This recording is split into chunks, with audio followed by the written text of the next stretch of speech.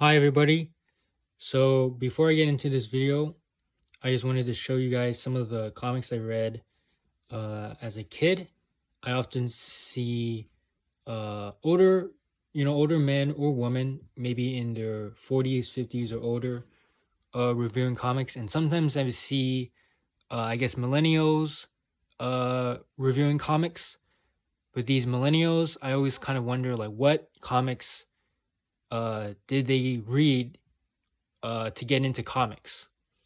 Like, did it? I mean, I assume, like me, most people went to the library where they had a lot of graphic novels or trade paperbacks, either like kid stories or YA graphic novels, and then eventually some more superhero or mature comics.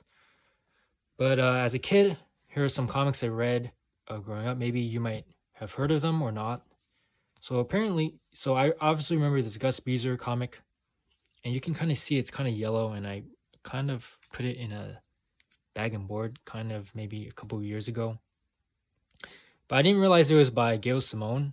But anyways, this was, I guess, mildly amusing. It's certainly It's like a kid, uh, make believes he has adventures or something, I think. And then there's another one with, the X Men. I want to say there's another one with Spider Man, but I don't know. I only have two. Then there was Sonic Archie comics. You should this one as well.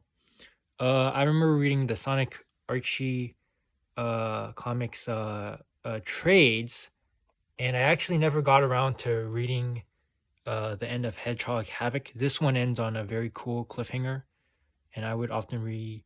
And this also introduces Silver, so I would often reread this and wonder what happens next. Then there's a Popeye comic.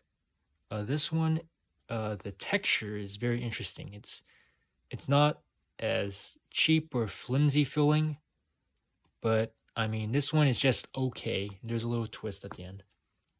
Here's a free comic book about the Transformers.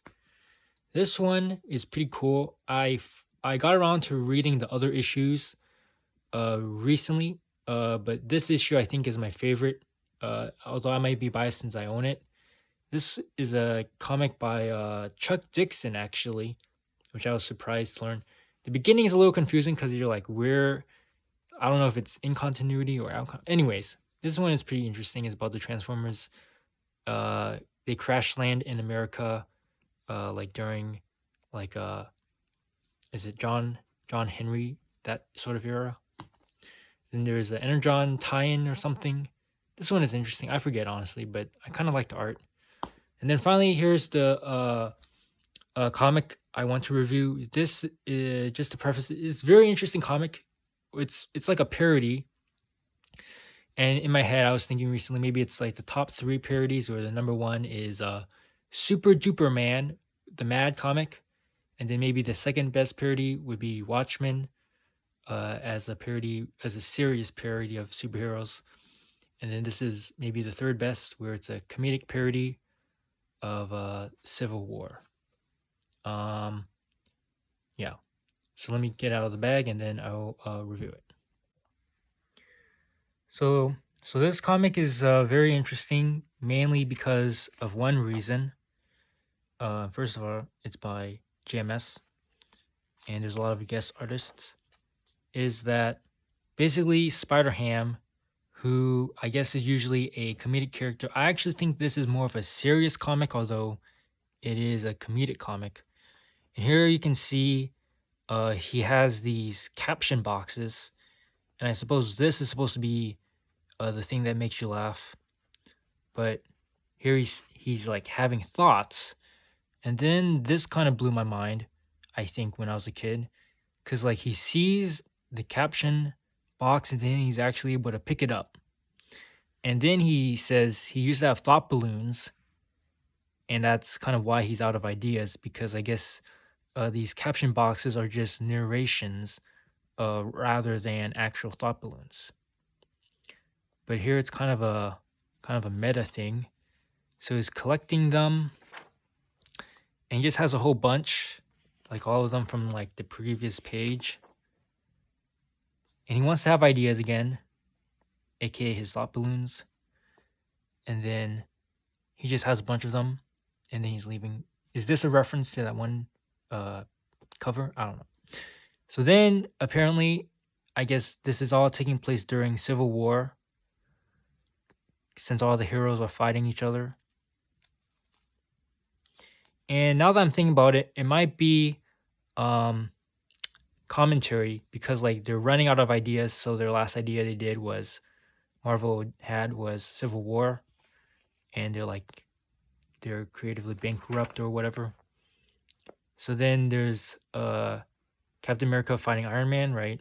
And I always remember this, the kick me sign. So then you're like, okay, they're gonna sign it. He wants them to sign it, and you're like, oh, are they referencing whatever thing with the government? But apparently not. It's, since it's a parody, it's like an action figure for merchandising, and I guess it's overpriced. And then they have this, where this is the actual, the Superhero Registration Act. And here you can see he actually is talking to Mark Millar. And I didn't actually notice this until more recently when I reread it.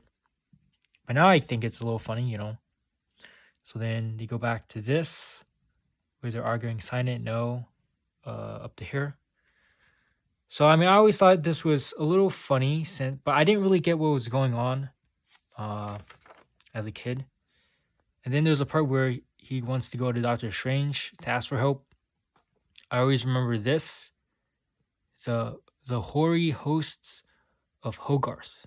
So I always kind of hope Doctor Strange is going to say that in like a movie or something. And then here he talks about the Eye of Agamotto. He's looking for his thought balloons. And I'm not even sure what Doctor Strange is doing. I mean, they're in the heat, like they're all the superheroes are in the middle of a fight. So it's possible that Doctor Strange is just like casting a spell, and Spider-Man just like randomly walks in. And there he sees, oh, another being has been caught in my spell. So then they're going somewhere. Like, where are they going? I mean, you don't really know. And then, so I mean, the rest of this comic is very confusing, because like, as a kid, I read it and I was not sure what was going on. And I guess then ultimately at the end of the day, this is just a way to like tell the parody comic, just to do a bunch of parodies. And they were like, oh, we can't.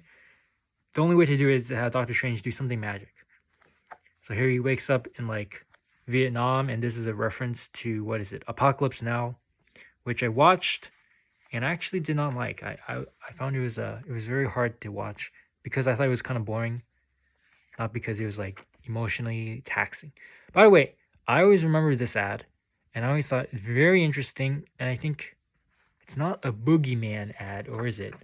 Maybe in my head I just think it because it's like a kid. I've always wondered what this movie is, but I don't really like horror movies, so I don't really want to watch it. I just think I just remember it because I've always seen it a lot, or this page a lot. So he's talking about like maybe he's in Vietnam, and then here he's like still looking for his thought balloons. Is this supposed to be J. Jonah Jameson? No, or is it just supposed to be some random general guy?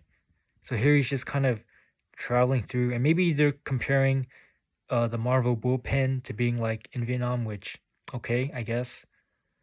So then he goes to the end of the movie, and then he learns something, and then he sees something that is very awful, but there's also a bright light. So apparently this page, I must have read it a lot.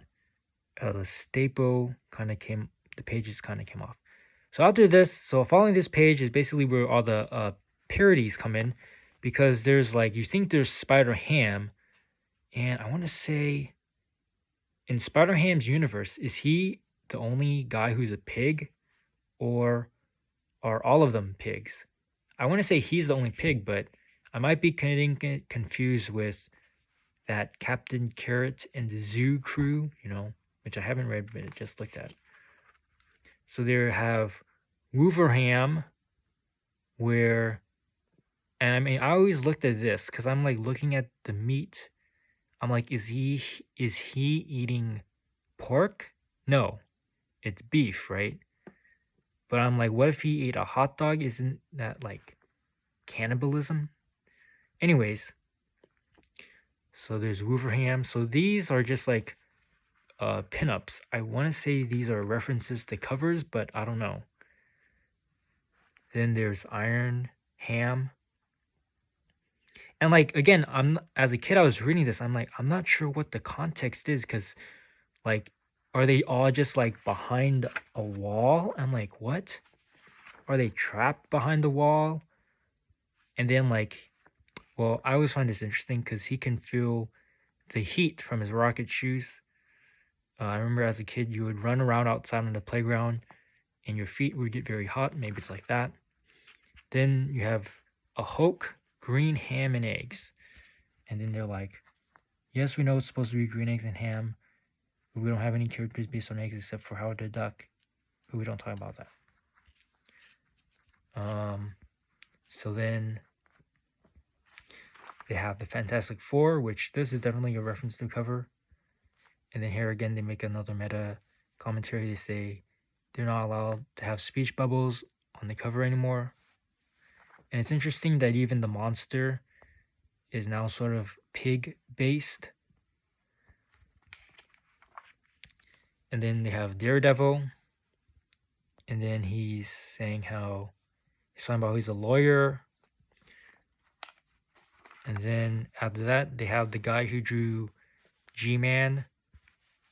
I think his name is Chris G or something. They have Aunt Ham. Then they have Aunt Ham. I always remember this because I'm like, what is galoshes? That is, I want to say that's either rain boots or a raincoat, but I forget. Then they have Ultimate Captain America. They have Gambit. And then they have Magneto. Is it dark in here or is it just me? And I thought that was kind of funny. So as you can see, there's a lot of guest artists. Giving them credit. Let's see the last one because I remember. Chris G. I don't want to say the last name because I don't know how to pronounce it. And then, okay, Scotty Young drew page 13. I think that was the Wolverham. Wolverine. Yeah. Is that his? Yeah, it is. That's his SY. Let's see. So then Jim Mahfood did this Iron Man. Then Ariel Olivetti did this. More rendered, I guess. I don't know. Clayton Crane did this one. Okay, I recognize the name. Lawrence Campbell did this one. And then Chris G did the last one. And then actually Todd Knock drew this something later. Oh, I forget what. Okay. Okay, so going back to this. So after, I guess, Spider-Man or Spider-Ham has seen all of these guys, this panel always, like, I was always fascinated in. Because, like, first of all, who is this? Obviously now I know it's a Sentinel. But, like, this always, like, I don't know, was so interesting to me. Because, like, not only is the face, or the head a face, the nose is a face. And then he has, like, another nose that is also a face. And this, I don't know, this always was so interesting to me as a kid. And the other thing that confused me is, like, you can see all the costumes and stuff here. But it's like, just on the previous page, they were, like, all alive. So it's like, was there, like, some giant fight? Or did, like, I was like, did this guy, like, kill everybody and then they killed him? Like, what? So I don't know. Or maybe nowadays, you're like, okay, maybe this is just a metaphor for, like, Civil War. And then this is, like, what happens when all the heroes fight. Then everything is, like, destroyed and stuff. So then they're just having a conversation. And then he just kind of randomly gets sent back. And then this, I think, I'm pretty sure is a reference to 2001, like at the end of the movie, 2001, yeah. And okay, yeah, and they even talk about Stanley Kubrick. But I don't know what are the rest of these reference. What are these referencing? So then he goes back to like the start of the comic, and then he ends up being okay. And then he's still looking for his thought balloons. And then he's like looking for them. And then finally there's these two mice here. They're over here in this panel. And they're actually at the beginning as well. Like, well, they start off over here. And then they continue. And then at the end, the two mice are there. Before that, the two mice are also there. But at the end, the two mice are then revealed to have their own Spider-Man and symbiote costumes. And they have thought balloons. And Spider-Ham peeks his head out of the corner. And he sees them. And he's like excited. And he starts like gathering them. I'm like, what? And then you thought, oh, and then he has a happy ending because he's finally found his thought balloons. I'm like, and then I guess he's able, because he's collected these thought balloons, he's able to have his own thoughts, or I guess his own ideas again. And then at the end, they reveal Marvel Zombies. Very funny, Mr. Casada, ha ha ha. As a kid, this actually was very creepy to me because it's very gross. I mean, look at this. It's like rotting flesh or something. And it's like not green, not gray. It's more like in between. And the teeth, you can see the teeth of the skull. So this was always very creepy to me. Very creepy. I mean, this is cool, you know, zombie Hulk, whatever. But then I guess it's making fun of Marvel Zombies because they're like after, they're like, oh, that's not a good idea or whatever. Creative bankrupt, whatever. But to me, this was very creepy. And I'm like, also, it kind of confused me because I'm like, Spider-Ham is here. And then there's a zombie Spider-Ham. And then like, what? How can there be two of them? Well, anyways. And then, oh, look, there's a Yu-Gi-Oh! GX.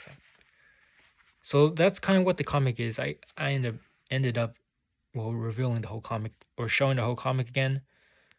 But what is my review of this? By the way, it's very cheap, or cheaper than today. Well, I guess I have nostalgia when reading this, so I like it.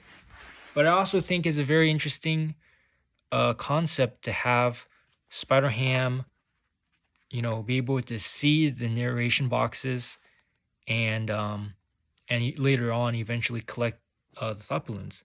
Oh, that was the other thing, because I watched what is it called? Comics Matter with your boy Zach, aka Diversity in Comics.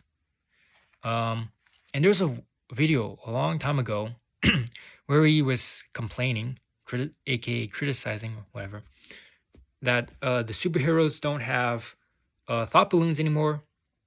How I think specifically in the X-Men, like all the characters kind of sound the same or read the same because the writers, I guess they're not very good, so they're not able to get the characters right because they don't know how the characters think. In their head, they don't know how the characters would sound like in their own characters' minds. So without the thought balloons, you don't really understand how to write a character. And then maybe Zach was like, oh, he's looking for like comics with thought balloons or something. But I just remember this comic being very interesting because Spider-Ham is looking for like thought balloons and stuff. But and then the other thing, I guess now, since I'm older, I can appreciate more how it's making fun of Marvel, I guess the Ultimates, and the Civil War, and I guess it's making fun of maybe Mark Millar and maybe even Robert Kirkman, maybe at the end. I don't know. But I mean, Civil War, the Ultimate line, and Marvel Zombies. I mean, those are all properties that lots of people like. So I don't really know if this comic is really criticizing those concepts or ideas. Mm, but let me know. Is it just today? Nowadays, people look back on those stories and like it. I mean, I'm pretty sure people like those things at the time, since if they didn't like it then, why would people like? Oh, I guess that's possible. But I just feel like people did like it back then, and people still like it now. Like it hasn't aged poorly or anything, because they. I mean, the MCU's adapted some of it or most of it. So let me know.